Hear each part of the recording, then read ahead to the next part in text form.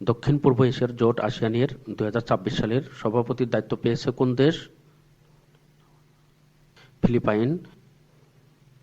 এশীয় প্রশান্ত মহাসাগরীয় দেশগুলোর অর্থনৈতিক জোট 32তম অ্যাপেকের সর্বশেষ সম্মেলন কোথায় অনুষ্ঠিত হয়? কিয়াংজু, দক্ষিণ কোরিয়া।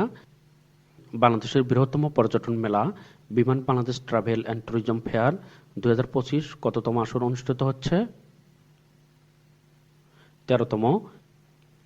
ইন্ডিগো কোন দেশের বৃহত্তম বাণিজ্যিক উড়োজাহাজ সংস্থা? ভারত। সম্প্রতি পারমাণবিক শক্তিচালিত বুরেভেস্তনিক ক্রুজ ক্ষেপণাস্ত্রের সফল পরীক্ষা চালিয়েছে কোন দেশ? রাশিয়া। বাংলাদেশ মহাকাশ গবেষণা ও দূর অনুধাবন প্রতিষ্ঠান স্পারসো এর গবেষণা অনুযায়ী বাংলাদেশের কোন 3টি দ্বীপ ধীরে ধীরে এক হয়ে যাচ্ছে? সন্দ্বীপ, স্বর্ণদ্বীপ ও ভাসানচর। সম্প্রতি আফ্রিকার দেশ তানজানিয়ার প্রেসিডেন্ট নির্বাচিত হয়েছেন কে? সামিয়া সুলুহু হাসান। সম্প্রতি ভারত ও যুক্তরাষ্ট্র কত বছর মেয়াদে প্রতিরক্ষা সহযোগিতা চুক্তি করেছে? 10 বছর। সম্প্রতি কোর অফ ইঞ্জিনিয়ার্সের নবম কর্নেল কমান্ড্যান্ট হিসাবে অভিষিক্ত হয়েছেন কে? সেনাবাহিনীর প্রধান জেনারেল ওয়াকারুজ্জামান। সম্প্রতি দীর্ঘ 2 দশক পর বাংলাদেশ পাকিস্তান যৌথ অর্থনৈতিক কমিশনের নবম বৈঠক কোথায় অনুষ্ঠিত হয়? ঢাকা। ডায়াবেটিস সচেতনতা দিবস পালিত হয় কবে? 28 অক্টোবর।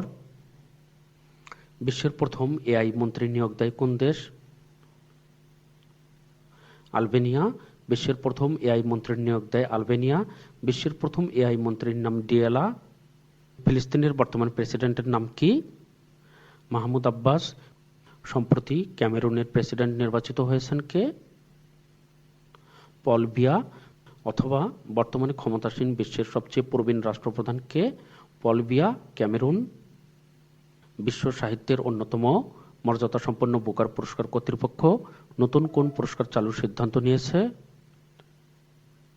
Children's Booker prize. আয়ারল্যান্ডের নতুন প্রেসিডেন্ট হিসেবে নির্বাচিত হয়েছেন কে? Catherine Connolly.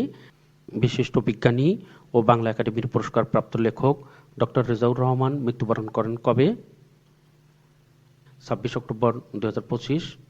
বিশ্ববিখ্যাত স্বাস্থ্য সাময়িকী দ্য ল্যান্সেটের গবেষণায় বৈশ্বিক উষ্ণতায় বৃদ্ধির ফলে প্রতি মিনিটে কতজন মানুষের মৃত্যু হচ্ছে? 1 জন।